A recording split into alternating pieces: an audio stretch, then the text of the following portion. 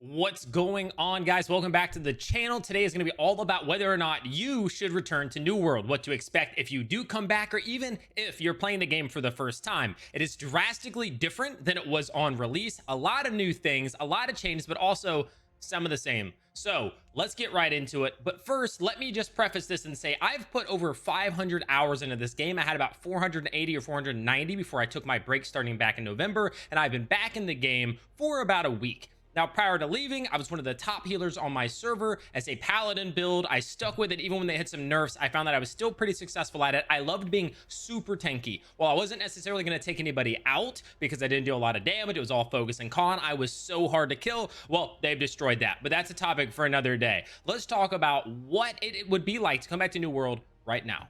So one thing I want to point out right away is the versatility to get to the end game now. So before it was just like you leveled up your character, pretty standard, and then it was just chest runs, basically. You just ran the same routes of chest, avoiding mobs to get to chest, to open chest, to try to raise your watermark, and it was boring. I hated it. Once I got up to about 564, 565, the gear score cap then was 600.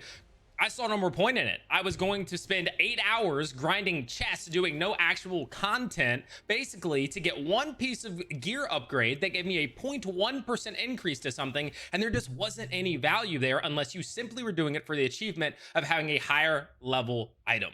That wasn't enough for me. So it eventually led to me leaving, but it was also just because there was less to do. It was hard to get into dungeons. Not because there were too many people or not enough people, but simply because getting orbs was hard. Getting the tuning orb to go into the expedition was difficult. You couldn't just go to the vendor and buy one like you can now. That's right. If you go to your faction vendor with some tokens and some gold, you can buy a key. Once per like 6 hours, you can just be like, I want a Lazarus orb, buy one. You can also get your mutation orbs, which is something new to the game. But they've added the ability to do these expeditions easier, and therefore you can go in there, run those dungeons, get some great drops, guarantee yourself some increase to your expertise, which is the new system for leveling up your gear, which we'll talk about here in just a second. But the point is, they've added some different ways. It's not the same monotonous chest runs, and well, is that enough? I'm not sure. So let's dive into that expertise real quick. So before, there was a hidden watermark system that you basically had to like have an Excel spreadsheet and track by yourself, like, oh, this is the highest drop I've gotten, so I know that my expertise is up to this level, or rather watermark. Well, now they log it right there. If you go into your character screen, you can see next to your actual gear score for the item, it'll show you your expertise. Your expertise can go 10 in either direction. So if it's a 530, you can go up to a 540, you can go down to a 520. That's the gear that's going to be dropping for you. If it goes above the 530, if it does drop in the direction of the 540, let's say a 535, great. You have a 5 increase. Now the lowest you're going to get is at 525, and the highest you're going to get is at 545, and it's going to keep going that way. Now, not just from drops, they've added in the gypsum system. The gypsum system is going to allow you to do a couple of different things. Again, more variety, which is amazing, to be able to increase those expertise levels without just having to go out, farm mobs, farm expeditions, and so on and so forth. They have a bunch of different ones. You have like rubies, obsidian, topaz, there's a bunch, sapphire, and you get them all from doing different things. So for instance, run 2 OPRs, you'll get a ruby for each one, and at 2 rubies, you go to the smelter for making gypsum, and then you can make a gypsum orb. Use that orb to then craft a gypsum cast of whatever thing you're trying to raise the expertise of. So let's say you want to raise the expertise of your chest piece. You go, run 2 OPRs, get your 2 rubies, go there, turn the 2 rubies into an orb, take the orb to make a chest gear cast. Then you open it, it'll always give you an increase to your expertise, it bumps it up. So these are daily, once for 24 hours, or really just at 5 a.m. each day, it resets, and you go in and you're able to slowly move those things up. Now, you're not limited to that. You do each of those one, right? Let's say you hit your entire inventory, you give them all an increase from that. Well, then you just go run Lazarus or Genesis or the new dungeon Tempest, and bam, you just keep going. So in about a week, I took my expertise from like 530 to like 570, and it's not like I'm playing 8 hours a day either. So it's doable. It's not that hard to grind that up, but it is still a bit of a grind. But there are many more ways to do it, and that's the main thing. A lot of people had the problem, it was just chest runs. There was no actual end game content to improve yourself as a character. It was just doing chest runs. You weren't running dungeons and things. Well, now you can. You can get those orbs from the vendor. People are running them more often because they're able to get them easier. So they're looking for groups. They're filling up. And Early on, people were selling them, but now it's pretty easy. People just post, hey, I want to get Lazarus, I need a DPS, a healer, and a tank. So you can jump in on those and increase that gear score, or rather expertise, pretty quickly. Well, we also know the gear score was increased. It is now 625, and you can't take your expertise all the way up there. You actually stop at about 600. But if you're at 600 and you get 600 gear items, or rather 590 plus gear, you can then use Umbral Shards. The Umbral Shards will allow you to increase the gear score from the 600 up to a 625. You get Umbral Shards in a variety of ways. You can get some from OPR, I believe it's 250 for losing, 500 for winning. You get them from running the mutations, which is a whole nother thing. It's kind of like Mythic Plus if you're from World of Warcraft. Basically, you can add things to the dungeon. Different ones for different weeks have different presets, basically. Like maybe the mobs, when you kill them, they blow up, or they have more life drain, or they get more powerful if you kill mobs around them. The ones that are close within a radius then get stronger, that sort of stuff. Again, very similar to Mythic Plus. There's a lot of these things, and they make the dungeons more difficult. There's a timer. You can win things. You get new stuff, but Umbral Shards are a big part of that, so you can level up all of your different gear sets.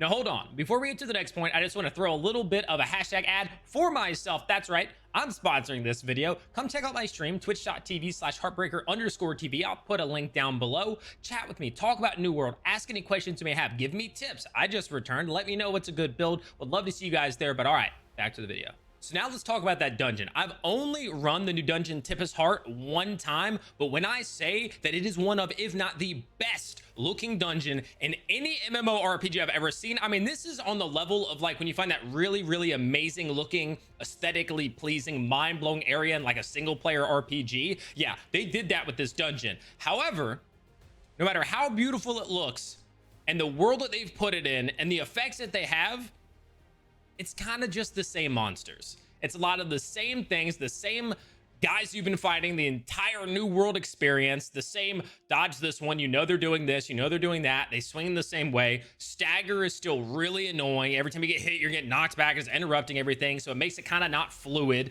But despite how good it looks and the amount of effort you can tell the art team put in, there needs to be more variety in the mobs that you encounter in New World.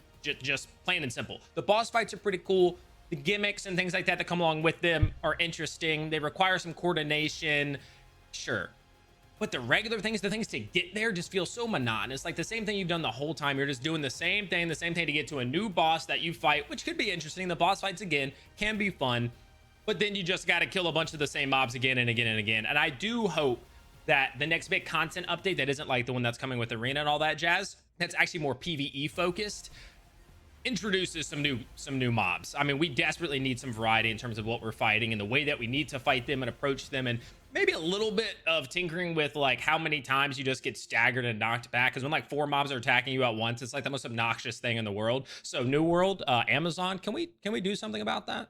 And then we have the blunderbuss. Now, I haven't actually used the blunderbuss yet, but I've seen it used a lot because it's kind of ridiculous. I mean, if you're in that like short to medium range, you just blast people. It's really, from what I can tell, it looks like it's fun to use in conjunction with some of these other weapons and the things you can do with it. Also, apparently on the PTR, and I don't know if this is on the live servers as well, if you get a stun in on somebody, you can kind of one-shot them. Now, it's not an actual one-shot, but it's like you stun them, they're locked, you hit them with all your abilities in a row, and they're basically dead. So hopefully that gets adjusted. But from what I've heard in the community feedback that I've seen, the blunderbuss was a good addition, similar to the Void Gauntlet, which is very, very popular despite all the problems it introduced with wars and things like that early on. Seems like they've ironed out a lot of that, and it is a very widely used item in the current state, in the current meta of New World. So I know this wasn't super in-depth, whatever. I just wanted to give you guys an idea of how I feel as somebody who loved this game, who poured tons and tons of time into the game, that it isn't a bad time to come back.